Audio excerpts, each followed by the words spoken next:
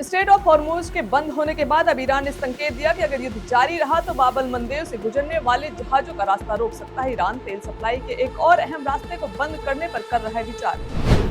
राष्ट्रपति ट्रंप और रूस के राष्ट्रपति पुतिन ने करीब 1 घंटे तक ईरान की जंग को राजनीतिक और कूटनीतिक तरीके से खत्म करने पर विचार किया। दोनों नेताओं ने यूक्रेन युद्ध को जल्द खत्म करने और लंबी अवधि के समझौते पर भी चर्चा की।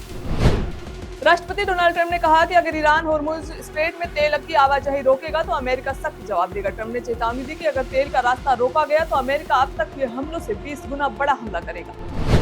भारत ने संयुक्त राष्ट्र सुरक्षा परिषद में अफगानिस्तान की संप्रभुता और क्षेत्रीय अखंडता का समर्थन दोहराया और पाकिस्तान को कड़ी फटकार लगाई। अफगानिस्तान के सभी 34 प्रांतों में स्वास्थ्य, शिक्षा और विकास पहलों के माध्यम से लगातार सहायता जारी रखी।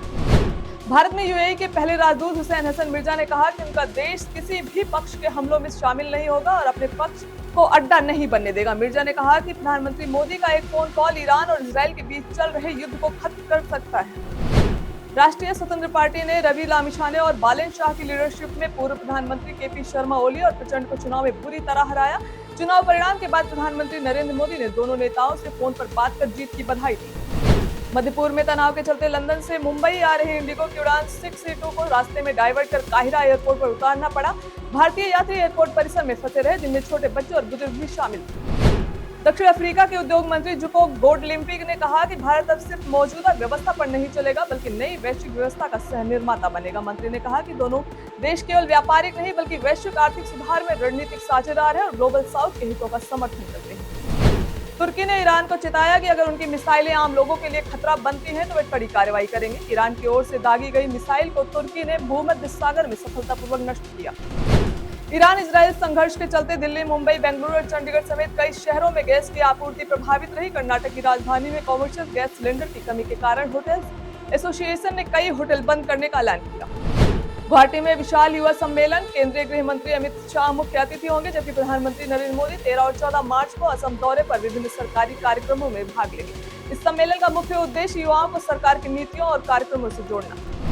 लोकसभा सांसद गौरव गोगोई ने कहा कि शशि थरूर के माइक को बंद कर दिया गया, जिससे संसदीय परंपरा का उल्लंघन हुआ। गोगोई ने आरोप लगाया कि नेता प्रतिपक्ष राहुल गांधी को अपनी बात रखने की अनुमति नहीं दी गई और विपक्षी दलों की आवाज दबाई जा रही है। सुप्रीम कोर्ट ने आदेश दिया कि एसआईआर लिस्ट से हटाए गए लोगों की अपील सुनने के लिए हाई कोर्ट के पूर्व जजों और पूर्व चीफ जस्टिस को ट्रिब्यूनल में शामिल किया जाए। सुप्रीम कोर्ट ने कहा कि हर ट्रिब्यूनल में बेंच में 2 पूर्व जज होंगे और फाइनल लिस्ट में जगह न पाने वाले लोगों की अपील इसी बेंच में सुनी जाएगी। सुप्रीम कोर्ट ने मुस्लिम महिलाओं के उत्तराधिकार से जुड़ी याचिका की सुनवाई के दौरान कहा कि यूनिफॉर्म सिविल कोड सभी पर्सनल लॉ की विषमताओं को खत्म कर सकता है। बेंच ने कहा कि कानून बनाने और व्यापक सुधार का अधिकार केवल संसद को। केरल विधानसभा चुनाव की तैयारियों के बीच लेफ्ट नेताओं ने राहुल गांधी के बयान पर आपत्ति जताई। इंडिया ब्लॉक की दिल्ली मीटिंग में उन्होंने कहा कि राहुल गांधी की टिप्पणियां गठबंधन की एकता के लिए नुकसानदेह। सपा सांसद धर्मेंद्र यादव ने संस्कृति मंत्री से मणिकर्णिका घाट पर चल रहे निर्माण कार्यों को लेकर पूछे सवाल। उन्होंने ऐतिहासिक और पौराणिक महत्व, घाट की स्थिरता और गंगा नदी के प्राकृतिक प्रवाह पर असर पर चिंता जताई। बंगाल के उत्तर 24 परगना के बेलघरिया में पुलिस ने नकली नोटों के रैकेट का खुलासा किया। फ्लैट से करीब 70 करोड़ रुपए के नकली नोट बरामद किए गए और दंपति दीपा और अरिंदम धर समेत 7 लोगों को गिरफ्तार किया गया। योगी सरकार ने उत्तर प्रदेश सरकारी कर्मचारियों की आचरण नियमावली 1956 के नियम 21 और 24 में संशोधन प्रस्तावित किया। कर्मचारी अगर 1 साल में 6 महीने के वेतन से अधिक स्टॉक, शेयर या निवेश करते हैं तो इसे समुचित अधिकारी को बताना होगा।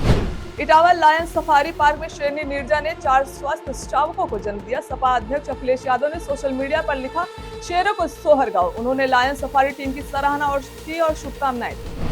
मुख्यमंत्री नीतीश कुमार ने सुपौल से शुरू हुई समृद्धि यात्रा में आरजेडी पर निशाना साधते हुए कहा, 2005 से पहले बिहार में कोई विकास नहीं हुआ। तब से कानून का राज, सड़कें, पुल, मेडिकल कॉलेज हर क्षेत्र में काम हुआ। हरियाणा के गुरुग्राम जिले के सिधरावली इलाके में सिग्नेचर ग्लोबल सोसाइटी में निर्माणाधीन दीवार गिरने से 12 से 15 मजदूर मलबे में दब गए, जिसमें 7 की मौत। हरियाणा कांग्रेस अध्यक्ष राव नरेंद्र सिंह ने विधानसभा टिकट के बदले पैसे मांगने के आरोपों को निराधार बताया। कहा कि महिला कांग्रेस की पूर्व नेता के पति द्वारा लगाए गए आरोप गलत, इनमें कोई सच्चाई नहीं। संजय लीला भंसाली की फिल्म लव एंड वॉर के कुछ अहम सीन फिर से शूट किए जा रहे हैं। रणबीर कपूर, आलिया भट्ट और विकी कौशल स्टार फिल्म की रिलीज डेट रीशूट के कारण आगे बढ़ सकती है। धर्मा प्रोडक्शन की फिल्म चांद मेरा दिल 8 मई 2026 को सिनेमाघरों में दस्तक देगी। अनन्या पांडे और लक्ष्य की जोड़ी पहली बार स्क्रीन पर नजर आएगी। पहले इसे 2025 में रिलीज करने का था प्लान, लेकिन तारीख आगे बढ़ाई गई। ईशान किशन ने दादाजी से कहा कि उनकी शादी अगले साल होगी। उन्होंने मुस्कुराते हुए बताया कि दादा को बच्चे के पैदा होने तक का इंतजार करना होगा और बच्चे को अपनी गोद में खिलाने का भी मौका मिलेगा।